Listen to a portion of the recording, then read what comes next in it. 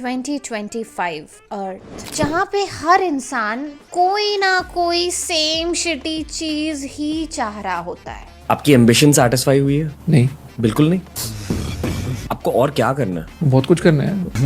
मतलब मेरे को फंडामेंटली एक दिन मिनिस्टर बनना है यार कंट्री में। रियली? आप देख रहे हो एकदम छरहरा चेहरा हो गया है। महापौर बनने के बाद और उनकर 12 साल कम उम्र कम हो गई उनकर। जल्द से जल्द सेटल डाउन हो जाने का shit. Is it compulsory to marry? Controversial. I think everybody should have a companion. Everybody. It's so difficult to be without a companion. Minimum 40 साल तक करोड़ तो आने ही चाहिए। ये वाली थिंकिंग का शिट। यार मेरे को एक बात बता, ऋषि सुनक को तुम 42 साल की उम्र पे मतलब प्रधानमंत्री बना के ताली बजा रहे हो। मैं 40 साल का हो गया तो मैं 45 की भी उम्मीद रख लूं तो लोग बोलते हैं अरे दैट सून। मतलब ये तो दोगला बने यार।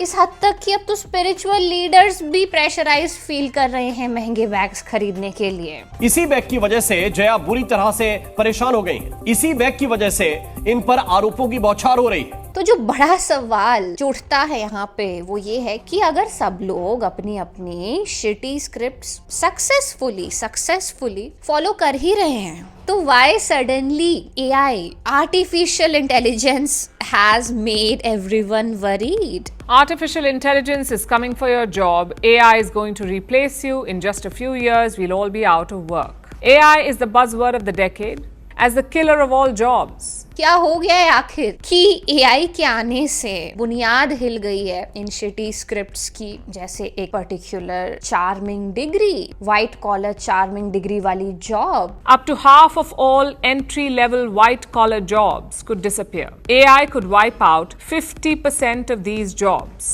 या तो चलो अगर अपना खुद का कुछ एंटरप्रेन्योरशिप वगैरह स्टार्ट कर भी रहे हो तो मिनिमम इतने लाख या इतने करोड़ तो आपका होना ही चाहिए फ्लो, साल का cash flow. There have been months where I've grown 40x month on month. मतलब पिछले महीने पूरा जितना बिजनेस करा अगले महीने की पहली तारीख को शाम को 8 बजे से पहले उतना बिजनेस कर लिया एक दिन में। या यूपीएससी को कैसे भूल सकते हैं हम तो ऐसे बच्चे जो हैं प्रोड्यूस करते हैं सालों से अपनी कोचिंग में, जिनको पूरा हिस्ट्री, ज्योग्राफी, इकोनॉमिक्स और पता नहीं किस किस चीज का ज्ञान है। ओल्ड राजेंद्र नगर, यहाँ पर आपको जज्बों का, उम्मीदों का अनगिनत कहानियां सुनने को मिलेगी। कुछ कहानियां यहीं शुरू होके यहीं खत्म हो गया, पर कुछ कहानियों ने इतिहास रच दिया। तुम्हारी जो एग्जिस्टेंस है ना AI, ये वो साबित कर दे रही है कि हमने इंसान नहीं एक प्रोग्राम बना दिया था, इंसान को नहीं ट्रेन किया था, एक चलते फिरते चिप को मैन्युफैक्चर कर दिया था, वो भी जो तुमसे तो कम ही अच्छा परफॉर्म कर रहा है। तो शायद ये जो मंकी पना है इंसान का दबा हुआ छुपा हुआ वो अब बाहर दिखाई दे रहा है खुल के कि when it comes to the lust of profit हमें घंटा कोई नहीं फर्क पड़ता, क्योंकि हमें तो मतलब है एंडलेस प्रॉफिट्स से और AI हमें वो दे रहा है। तो सबसे पहले तो ये यहाँ पे जानना ज़रूरी होगा कि ये जो दो प्लेयर्स जो आपस में फाइट कर रहे हैं, ह्यूमन कॉन्शियसनेस और AI, ये है क्या? न्यूरोसाइंस में भी अगर हम देखें तो एक पॉइंट आ जाता है जहाँ पे बात डिसीजन मेकिंग की आती है। जो एक फाइनल डिसीजन लेना होता है एक इंसान को, एक चेतना को, जब उसकी बात आती है तो भले ही साइंस वो सारी चीज़ें क्यों ना डिफाइन कर दे कि एक ह्यूमन माइंड किस तरीके से वर्क करता है, न्यूरॉन्स क्या है जो आपस में कनेक्ट होते हैं, किस तरीके से जो डेटा है वो एक फास्ट स्पीड में इन न्यूरॉन्स में एक न्यूरॉन से दूसरे न्यूरॉन में ट्रांसफ़र होता है, या वो सारे केमिकल्स कौन से होते हैं, हार्मोन्स कौन से होते हैं जो जब बॉडी में ट्रिगर होते हैं तो एक तरीके से आपका ब्रेन रिस्पॉन्ड करता है। जब एक इंसान को ब्रेन वॉश किया जाता है तो किस तरीके से न्यूरोप्लास्टिसिटी की पूरी प्रोसेस होती है इंसान के ब्रेन में कि एक तरीके से उस पर्टिकुलर आइडियोलॉजी से रिलेटेड जो न्यूरॉन्स है वो ही डेवलप होने लग जाते हैं, उसी पर्टिकुलर कॉन्सेप्ट के अराउंड जो भी स्किल्स रिक्वायर्ड होते हैं, जो भी टैलेंट रिक्वायर्ड होती है, किस तरीके से अपने आप ही वो न्यूरॉन्स जनरेट कर लेता है हमारा ब्रेन, इतना स्मार्ट होता है वो। तो ये सारी प्रोसेसेस भले ही साइंस जो है वो डिफाइन कर सकती है, लेकिन एक पॉइंट आता है जहाँ पे जब बात ह्यूमन कॉन्शियसनेस में एंटर करती है, वो जो रिस्पॉन्स आता है कि ये लेना है या वो, ए की तरफ जाना है या बी की तरफ जाना है। तो भले ही ये क्लेम आप कर सकते हैं कि एक इंसान ज़्यादातर डिसीजन वही लेता है जो उसकी साइकोलॉजी में बचपन से जितने भी उसने एक्सपीरियंसेस किए हैं, बचपन से जितनी भी चीज़ें देखी हैं, उससे इन्फ्लुएंस होकर कहीं ना कहीं वो डिसीजन लेता है कि ए में जाना है या बी में जाना है। लेकिन फिर भी इतना तो साइंस भी मानती है, एग्री करती है कि जब बात आती है वो फाइनल कॉल लेने की कि ए लेना है या बी लेना है, जो कि एक स्पॉन्टेनियस डिसीजन होता है कंप्लीटली एक इंडिविजुअल इंसान का, तो वो कहाँ से आता है, वो जो एक रिस्पॉन्स है उसका क्या सोर्स है और वो किस तरफ जाएगा अपने एक्सपीरियंस के हिसाब से, अंडरस्टैंडिंग के हिसाब से कौन सी राह चुनेगा एक इंसान, वो तो कोई भी नहीं डिफाइन कर सकता, उसका सोर्स तो नहीं प्रेडिक्ट किया जा सकता। तो जो मॉडर्न साइंस है वो इसीलिए आजकल जो ऑब्जर्वर है, जो ऑब्जर्व कर रहा है इन सारे एक्सपीरियंसेस को, वहाँ पे आके अब रुक जाती है और ये कहती है कि हाँ ठीक है, ब्रेन जो है एक पर्टिकुलर तरीके से ही रिएक्ट करता है, लेकिन जब बात इंडिविजुअलिटी की आती है, इंडिविजुअल एक्सपीरियंसेस की आती है, तो हर ऑब्जर्वर के लिए एक सब्जेक्टिव तरीके से ही उसके जो एक्शंस है वो निकलते हैं, जो कि कंप्लीटली इंडिविजुअल होगा, उस पर्सन पे डिपेंड करेगा कि वो स्पॉन्टेनियसली क्या डिसीजन ले। तो इसीलिए ये जो ऑब्जर्वर है, जो सब्जेक्टिव एक्सपीरियंसर है, इसकी स्टडी कहीं ना कहीं मॉडर्न साइंस में एक बहुत बड़ा इंटरेस्ट का विषय बनती जा रही है। वहीं दूसरी तरफ अगर हम देखें एआई को, आर्टिफिशियल इंटेलिजेंस को, तो वो कंप्लीटली डिपेंड करता है कुछ सेट ऑफ पैटर्न्स पे, डेटा पे, जो उसने अलग अलग जगह से इकट्ठा किए हुए होते हैं अपने प्रोग्राम के अंदर। एआई को आप कह सकते हो एक ऐसी मैन मेड कॉन्शियसनेस जो ह्यूमैनिटी ने जितने भी आविष्कार किए हैं, चाहे वो किसी भी फील्ड में किए हो, science, literature, entertainment, art, anything, जिसमें वो सारा डेटा जो अब तक की इंसानियत ने इकट्ठा किया है, एआई वो मैन मेड कॉन्शियसनेस है जिसपे वो सारा डेटा आपको मिल सकता है बस एक क्लिक में।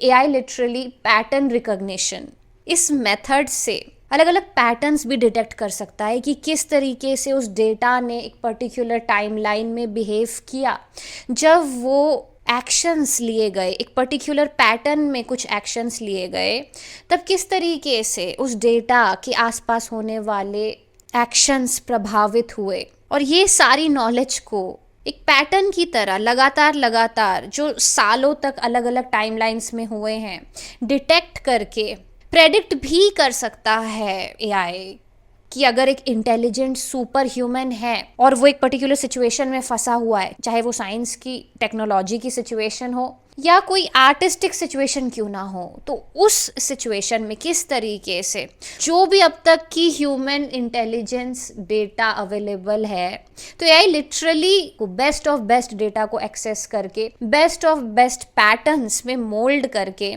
बहुत ही कम टाइम में, कुछ ही सेकेंड्स या कुछ ही मिनटों में ऐसे कामों को अंजाम दे सकता है जो कि एक सुपर ह्यूमन देता। तो अब जो गहरा सवाल जो यहाँ पे उठता है वो ये कि क्या हम फिर ये मान ले कि ह्यूमन कॉन्शियसनेस तो अब एआई को कभी हरा ही नहीं सकती? तो देखिए इसका जवाब है नहीं। ह्यूमन कॉन्शियसनेस के पास ऐसी बहुत सारी चीज़ें हैं जो बस एक ह्यूमन बीइंग ही कर सकता है। जो सबसे पहली चीज़ है उसमें वो आती है क्रिएटिविटी। ऐसा नहीं है कि ह्यूमन कॉन्शियसनेस बस रीमिक्स करती है और पुराने सारे पैटर्न्स को या जो भी डेटा उसके पास पहले से मौजूद है उसको मिक्स करके कोई आर्ट या कोई म्यूज़िक बना देती है। नहीं, सही में अगर आप देखें तो जो ह्यूमन है वो एआई से इस तरीके से अलग है कि वो ऐसी चीज़ें भी सोच सकती है, ऐसी चीज़ों का भी विचार कर सकती है या ऐसी चीज़ों का भी आविष्कार कर सकती है जो अब तक ह्यूमैनिटी को अननोन है। तो बेसिकली ये जो एक्सप्लोरेशन ऑफ द अननोन है जो बस जिज्ञासा से ही आ सकती है, इंडिविजुअल एक्सपीरियंस से ही वो जिज्ञासा उठ सकती है ऐसे डेटा को फाइंड आउट करने की जो आज तक इंसानियत ने फाइंड आउट की ही नहीं, या ऐसी आर्ट को क्रिएट करने की जो आज तक कहीं भी क्रिएट हुई ही नहीं, जो आज तक किसी इंसान ने की ही नहीं। तो डेटाबेस में वो आएगी कहाँ से, पैटर्न उसका कैसे रिकॉग्नाइज किया जाएगा, क्योंकि वो आज तक तो डेवलप हुई ही नहीं है। जो दूसरी चीज़ है इंटरेस्टिंगली वो है ability to weigh values, ability to act on empathy. ये किसी भी एआई, रोबोट या किसी भी प्रोग्राम में नहीं हो सकती। कि पता है कि बहुत सारे जानवरों को काटेंगे आप, मारेंगे, खाएंगे तो बिजनेस तो बहुत बढ़ेगा, ठीक है, मल्टी मिलियन बिजनेस बढ़ेगा। जिस जानवर को आपने मारा है उसके चमड़े को बेच के अलग बिजनेस बढ़े, उसके दूध को बेच के अलग बिजनेस बढ़े, उसके मांस को बेच के अलग बढ़े, उसके दांतों को बेच के क्या पता कैल्शियम एक्सट्रैक्ट करके अलग बिजनेस बढ़े। तो एआई तो उसमें क्या, एआई तो बस प्रॉफिट देखेगा कि हाँ बिजनेस बढ़े। लेकिन ह्यूमन कॉन्शियसनेस वो इकलौती चीज़ है जो देखेगी, सोचेगी कि नहीं, अगर एक पॉइंट है जिसके बियॉन्ड भले ही प्रॉफिट आ रहे हैं लेकिन क्रूरता हो रही है जानवरों के साथ, प्रकृति के लिए सही नहीं है, ग्लोबल वार्मिंग हो रहा है, क्लाइमेट चेंज हो रहा है, पूरे इंसानियत को नुकसान है, तो ये जो एक एथिकल वेइंग है किसी भी चीज़ का, किसी भी सिचुएशन का, ये एक ह्यूमन कॉन्शियसनेस ही कर सकती है, ये कोई एआई नहीं कर सकती। जो अगली और सबसे इम्पॉर्टेंट चीज़ है वो है लव, जहाँ पे स्पिरिचुअलिटी का भी एक बहुत बड़ा रोल आता है। ये वो फैक्टर है जो ब्रेक डाउन कर सकता है एक तरीके से किसी भी पैटर्न को, स्क्रिप्ट को, एआई को, रोबोट को, क्योंकि वो जो प्रेम है वो आपको किसी इंसान से ही हो सकता है जिससे वो आर्ट निकली है या जिससे वो बातें आ रही हैं।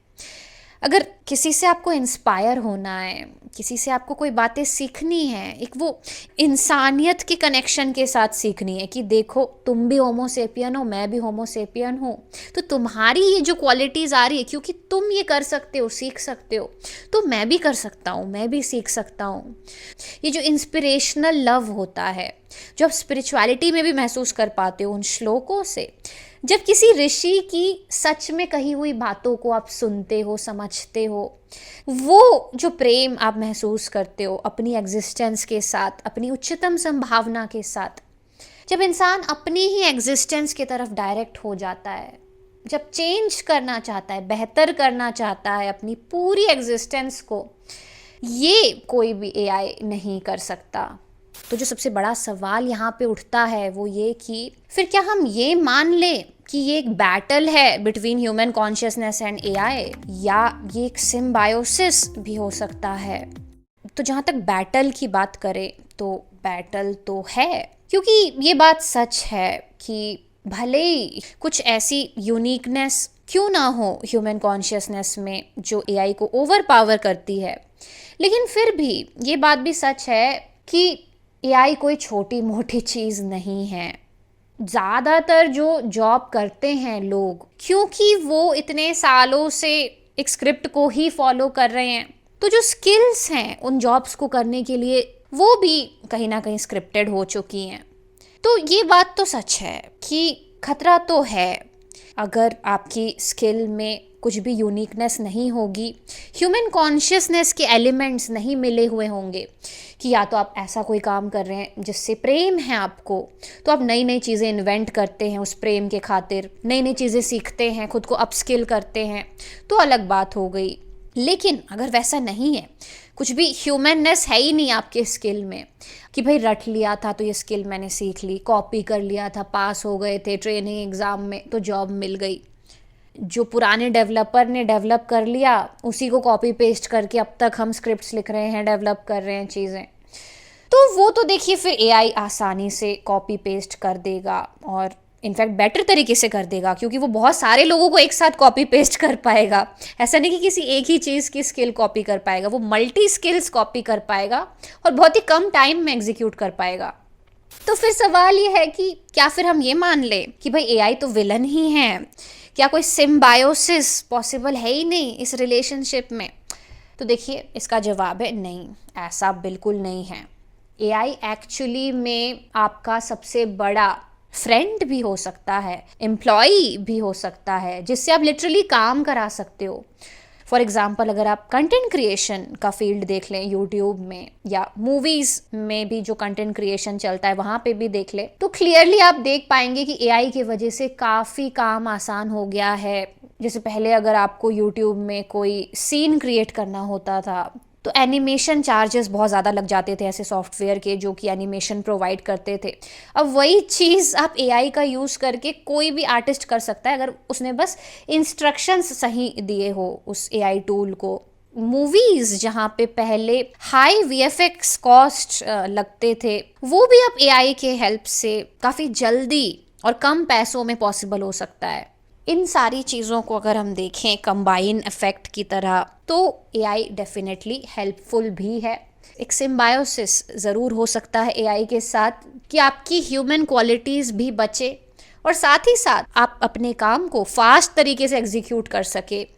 So that was it for this video guys. I hope इस वीडियो के थ्रू आपको ह्यूमन कॉन्शियसनेस और AI के बारे में कुछ नए पहलू देखने को मिले होंगे। बाकी अगर वीडियो यहाँ तक देखी है तो चैनल को सब्सक्राइब करके ज़रूर जाइए, और अगर आप मेरे साथ जुड़ना चाहते हैं, मेरे साथ एक वो इमोशनल कनेक्ट जो है उससे एग्जीक्यूट करना चाहते हैं, तो आप मुझे सरवाइव करने में हेल्प कर सकते हैं बाय मी अ कॉफ़ी के लिंक में जाके, जो आपको डिस्क्रिप्शन में मिल जाएगी। अगर पसंद आया है मेरा कंटेंट थोड़ा भी या मैं, तो एक कॉफ़ी तो पिला ही सकते हो यार।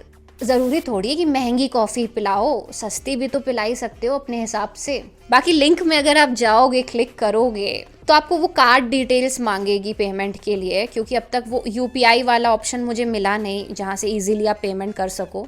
तो या तो आप बाय मी अ कॉफ़ी में जाके अगर मुझे हेल्प करते हो तो वहाँ आपका नाम भी मुझे दिख जाएगा कि आपका नाम क्या है। आप मुझे मैसेज भी दे सकते हो कि आप क्या मैसेज मुझे देना चाहते हो उस अमाउंट ऑफ मनी के साथ, तो मुझे पता रहेगा कि किसने मुझे ये पेमेंट दी है, हेल्प की है, और साथ में वो मैसेज क्या देना चाहता था। तो डेफिनेटली मैं उन सारे लोगों की लिस्ट बना रही हूँ ताकि मैं आगे उनसे कनेक्ट कर पाऊँ। लेकिन अगर आपको ये एक लॉन्ग प्रोसेस लग रही है कि नहीं इतना कौन कार्ड डिटेल्स वगैरह डालेगा, तो आप सीधा मुझे UPI ID में भी हेल्प कर सकते हो। लेकिन हाँ, अगर आप UPI ID के थ्रू मुझे हेल्प कर रहे हो तो कमेंट सेक्शन में बता देना, क्योंकि अगर आप UPI ID से डायरेक्ट पैसे ट्रांसफ़र करोगे तो मुझे क्या पता आपका नाम या मैसेज मिले ना, तो वो एक ड्रॉबैक हो जाएगा। तो मिलते हैं ऐसी किसी एक और वीडियो में किसी और नए टॉपिक के साथ। Till then take care of yourself.